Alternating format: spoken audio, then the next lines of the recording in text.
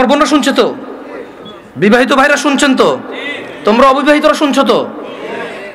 আমি তোমাদেরকে আজকে এমন এক গল্প শোনাচ্ছি গতকালের, যেটা তোমার সারা জীবনের শিক্ষণীয় হতে পারে। আর আজকের দিনে আমি বিলিভ করি, যদি আমি এরপর আর একটা বক্তব্য না দিই, একটা হাদিস, একটা আয়াত না বলে যদি ওয়াখির দাওয়ানা আলহামদুলিল্লাহি রাব্বিল আলামিন বলে চলে যাই, আমার এখানে আসা সার্থক। যদি তোমরা বুঝতে পারো আমার কথা, তোমরা মনোযোগ দিয়ে শোনো। গতকাল এমন একটা প্রশ্ন আসছে আমার কাছে, আমি তালাক সম্পর্কে কথাটা মনোযোগ দিয়ে শুনবেন। এখানে অবিবাহিত কারা আছো? হাত তোলো তো। অবিবাহিত কারা আছো? ঠিক আছে। আরে হাসার কি, যে এই বাঙালি যেটাই কই এটা হাসে, কি দুনিয়াটা কৌতুক বানাবে। অবিবাহিত কে আছে এটা কি হাসার কিছু হয়ে গেল? কি মানে বুঝলাম না জিনিসটা, এইটাও হাসার কিছু?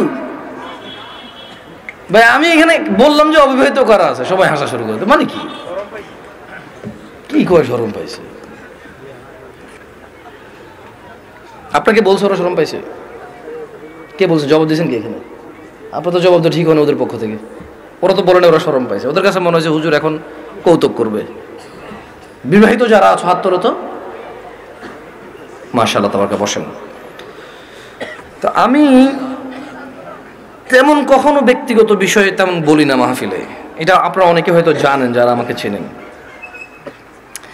গতকাল আমার কাছে এক প্রশ্ন আসলো তালাক বিষয়ে। আমি বেশিরভাগ সময় অ্যাভয়েড করি তালাক বিষয়ে প্রশ্ন। এমনিতে আমি নর্মালি কোনো দিন কোনো ফতোয়া দিই না। যখন নতুন বাংলাদেশে আসছিলাম আমি সৌদি আরব থেকে, তো আরও অনেক ছোট ছিলাম, রক্ত অনেক গরম ছিল, তখন আমি বিদআত শিরক এগুলো নিয়ে প্রায় ফতোয়া দিতাম, আর অনেক ভেজাল লাগতো, সত্যি কথা।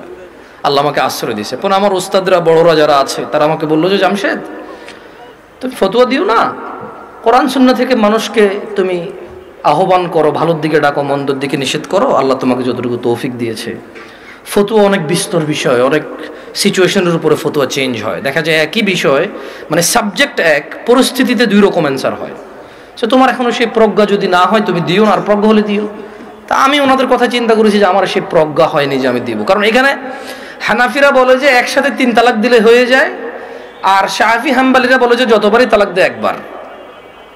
এখন যারা হানাফি নিজেদেরকে বলে, ওনারাও কিছু দলাইল পেশ করে, আর যারা শাফি মালাকি আছে বা আহলে হাদিস সালাফি আছে, তারাও সূরা বাকারার মধ্যে যেমন তালাকু মাররাতান, তালাক 2 বার, মানে 2 দফায়, এভাবে দিয়ে বলে। তো আমি চিন্তা করছি এটা বড়দের বিষয়। কার বিষয়?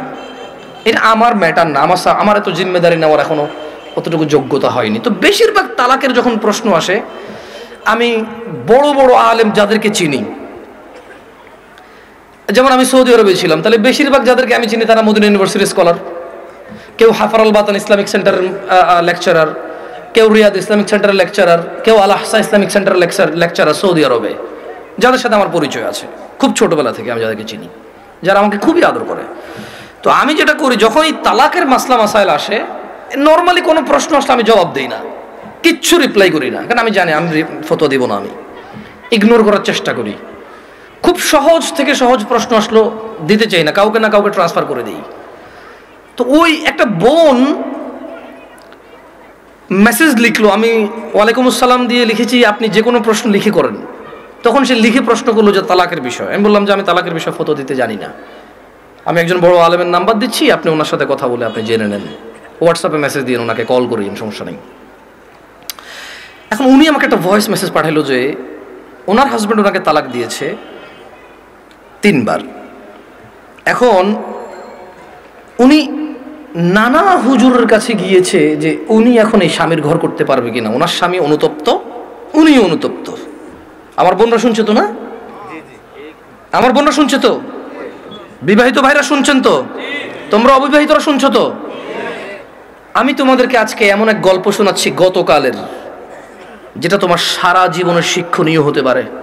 আর আজকের দিনে আমি বিলিভ করি, যদি আমি এরপর আর একটা বক্তব্য না দিই, একটা হাদিস, একটা আয়াত না বলে যদি ওয়াখির দাওয়ানা আলহামদুলিল্লাহি রাব্বিল আলামিন বলে চলে যাই, আমার এখানে আসা সার্থক। যদি তোমরা বুঝতে পারো আমার কথা, তোমরা মনোযোগ দিয়ে শোনো।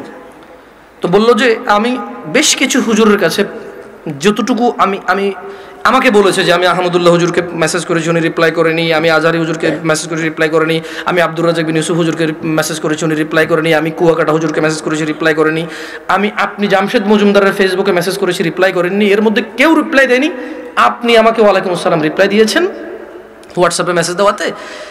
আমাকে একজন হুজুর বলল আমি আমার স্বামীর সাথে থাকতে পারবো একটা হারাম কাজের মাধ্যমে। কি কাজের মাধ্যমে? হারাম কাজের মাধ্যমে। আমি চিন্তা করলাম, হুজুর যদি বলে হারাম কাজের মাধ্যমে থাকতে পারে, তাহলে হুজুর নিজে তো এটাকে হারাম বলছে, জিনিসটা কি? তখন আমি বোনকে আর সাহস করে কিছু না বলে আমি শেখ মুস্তাফিজুর রহমান বিন আব্দুল আজিজ আল মাদানী হাফিজাহুল্লাহ, উনি সৌদি আরবে হাফারুল বাতান ইসলামিক সেন্টারে ছিল, খুব আদর করে আমাকে। আমি বললাম যে আমি একজন বড় আলেমের নাম্বার দিচ্ছি, আপনি ওনাকে কল দিয়ে আপনার মাসালাটা জেনে নেন, আমাকে আপনার পুরো কথা খুলে বলার দরকার নাই, আপনি ওনার সাথে ডিসকাস করেন। ঠিক 2 ঘন্টা বা 3 ঘন্টা পর উনি আমাকে মেসেজ দিল যে হুজুর আমি একটু আপনার সাথে কথা বলতে চাই। আমি বললাম যে আমি আপনার সাথে কথা বলবো না, আমি আপনাকে যার নাম্বার দিয়েছি যদি ওনার কথায় আপনার কিছু বুঝে না আসে তাহলে আমার কথা আপনার বুঝে আসবে না। বলে যে না হুজুর, ওনার সাথে আমার স্বামী কথা বলেছে, তবে আমার স্বামী একটা বিষয় গোপন করে কথা বলেছে, গোপন করে কথা বলার পরেও হুজুর বলেছে যে তালাক হয়ে গেছে। কিন্তু এখন আমার স্বামী হাফেজে কোরআন, আলেম পাস, আমার স্বামী বলছে তালাক হয় নাই। আমি বললাম যে ওকে, আপনি শেখকে কল করে বলেন যে আপনার স্বামীটা গোপন করেছে। বলে যে আমি ভয় পাচ্ছি ওনাকে কল দিতে, কারণ আমার স্বামী কথা বলেছে, উনি আবার কি মনে করে। আমি বলছি উনি কিচ্ছু মনে করবে না, আমি ওনাকে ফোন দিচ্ছি, আপনি কথা বলেন। ভদ্রমহিলা কথা বলবে না। তখন জোহরের টাইমের সময় হয়েছে, আমি ফোন দিলাম। এবার মানে আমার একটু মেজাজ খারাপ হয়েছে। কি খারাপ হয়েছে? মেজাজ খারাপ হয়েছে। ওই ভদ্রমহিলা আমাকে বারবার বলতে চেষ্টা করতেছে যে আমার একটা বাচ্চা আছে, যদি এখন আমরা স্বামী স্ত্রী আলাদা হয়ে যাই আমার বাচ্চাটার কি হবে? কনসার্ন কোথায়? বাচ্চা। আমি কল করলাম, কল করে বললাম আপনি তালাক হয়েছেন বা হন নাই, আমি কি এরকম কিছু বলছি? বলে যে না।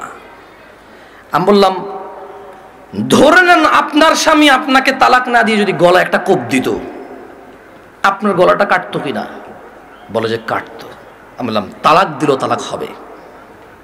এবারে হুঁশে দিছে না বেহুঁশে দিছে, রাগ করে দিছে না আদর করে দিছে, মজা করে দিছে নাকি দুষ্টামি করে দিছে,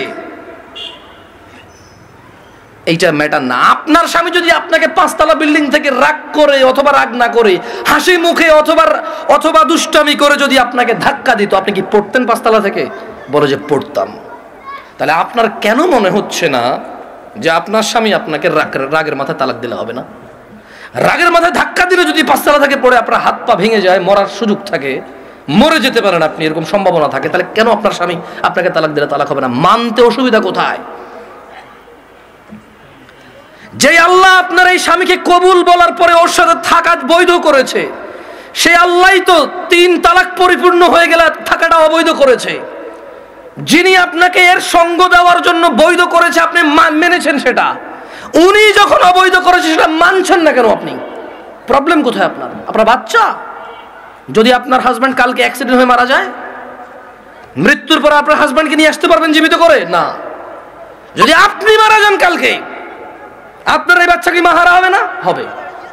ওকে, আপনার দুইজনই উভয় মারা গেলেন, কোনো অ্যাক্সিডেন্টে বাচ্চাকে রেখে গেলেন, বউ জামাই গেলেন কোথাও ঘুরতে বা ডাক্তার দেখাইতে, অ্যাক্সিডেন্টে 2 জন মারা গেলেন, আপনার এই বাচ্চা থাকবে কি না? বলে থাকবে। তো তখন আপনাকে কি ফিরাইতে পারবে কেউ মৃত্যু থেকে? না। তা আপনি কেন আল্লাহর বিধান মানতে এত অসুবিধা হচ্ছে যদি পরিপূর্ণ তালাক হয় আপনার?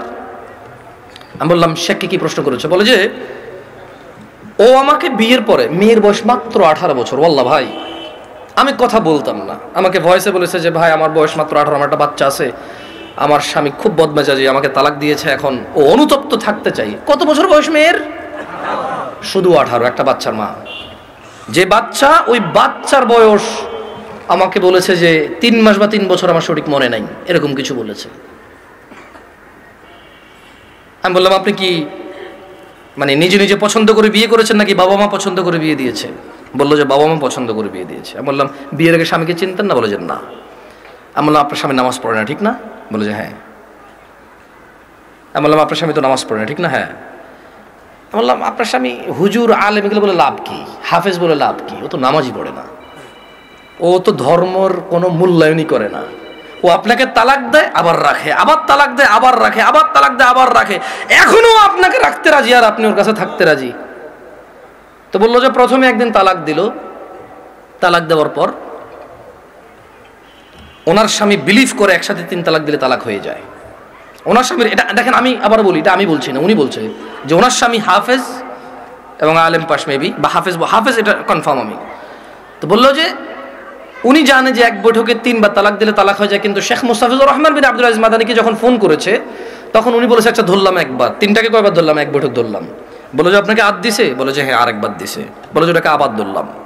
বলে যে আদ দিছে? বলে যে সে গোপন করছে, কিন্তু সে একদিন আমাকে বলছে তোমাকে আমি তালাক দিলাম, তুমি যাচ্ছ না কেন? এই কথাটুকু শেখের কাছে সে গোপন করেছে। কি করেছে? শেখ নাকি তখন প্রশ্ন করেছে আপনি যদি হানাফি মাসলাকের হন, জীবন যদি হানাফি বিধান অনুযায়ী চলেন, আর আপনার স্বামী নিজে যেহেতু হাফেজ বা আলেম, ও তো এটা জানে যে এক বৈঠকে 3 বার দিলে হয়ে যাচ্ছে। আর কোরআন সুন্নাহ অনুযায়ী যদি আপনি শাফি মালিকের দিকে আসেন, সেই ক্ষেত্রে ওনারা এক বৈঠকে যতবারই দেয় কয়বার ধরে? একবার। তো বলো যে অনেক সময় আমরা ফতোয়া দেই যে ঠিক আছে, মানে আপনি হানাফি কোনো বড় বিজ্ঞ আলেম থেকে মাদ্রাসা থেকে ফতোয়া নিয়ে ওনারা লিখিত ফতোয়া দেয় কি সেটা আপনি জেনে নেন। মানে তালাক নিয়ে তেমন কেউ ভেজাল করতে চায় না, কারণ মারামারি কাটাকাটি হয়ে যাবে, বোঝেন নাই, মিছিল মিটিং হয়ে যাবে। এক গ্রুপ বলবে তালাক হয়ে গেছে, আরেক বলবো হয় নাই, বলবে যে জানা করতেছে ও হুজুরের কথায়। ভাই এটা বিশাল বড় একটা প্রবলেম, বুঝছেন না? বোঝেন নাই, সত্যি আমার পক্ষে সলভ করা সম্ভব না। তখন আমি ওই বোনকে বললাম যদি আপনার তালাক হয়ে যায় চলে যান, ইদ্যত পালন করে কোথাও বিয়ে বসে যাইয়েন, আর পরবর্তী স্বামীর যত্ন নিয়েন। করে দিয়েছে। তো আমি মহিলাকে বললাম যে আপনার তালাক হয়েছে বা হয় নাই ফটো দেওয়ার আমার যোগ্যতা নাই, আপনি যদি মনে করেন আপনার স্বামী গোপন করেছে শেখের সাথে, তালাক একবার তালাক দিছে যেটা গোপন করেছে, আপনি ওনার সাথেই কথা বলেন। তো আমি আমার বোনদেরকে বলবো, বোন ও আচ্ছা, আমি ওই মেয়েটাকে এতটুকু বললাম যে যেই ছেলে আপনাকে 3 বার তালাক দিল, 3 বার, আপনার কাছে কেন মনে হয় ও 4র্থবার দিবে না? আবার আপনার কাছে কেন মনে হলো যে ও 4র্থবার দিবে না? আর এই তো আপনি এই স্বামী ছাড়া থাকতে পারবেন না, আপনার একটা বাচ্চা আছে, কেন আপনি স্বামীর সাথে এমন ব্যবহার করলেন যে ও তালাক পর্যন্ত গিয়ে পৌঁছালো? ওর উপায় কি? ওই বেচারার উপায় কি? ধরলামও খারাপ, ওর চেয়ে নিকৃষ্ট পুরুষ আর এই পৃথিবীতে আমি ধরে নিলাম। আপনি যদি ওর সাথে এমন ব্যবহার করেন যে ও তালাক দেওয়া ছাড়া রেখে উপায় নাই, একটা ঘরে আগুন লেগে গেছে, বের হবে না মানুষ বের হবে না? এই দরজা বন্ধ, সেই দরজা বন্ধ, সেই দরজা বন্ধ, জানালা দিয়ে হলো তো মানুষ বের হবে না? তা আপনি এমন এক সংসারের মধ্যে কেরেঙ্গাল লাগাই দিয়েছেন, কিচ্ছা কাহিনী লাগাই দিয়েছেন, এমন এক অশান্তি লাগাই দিয়েছেন, ও আর তালাক ছাড়া বেরোতে পারছে না এখান থেকে। এমন করলেন কেন? এই যে এখন কান্নাকাটি করতেছেন, এমন করলেন কেন? এই যে বলতেছেন আমি এখন ধৈর্য ধরবো, আমি আর মুখে মুখে বলবো না, আমি আর ওর অপছন্দ হয় ওর বাবা মায়ের সাথে খোটাখুটি করলে এখন আর করবো না, আমি আগে কেন ভাবেন নাই? আমি আমার বোনদেরকে বলবো তোমার স্বামী আছে, ওকে গুরুত্ব দাও।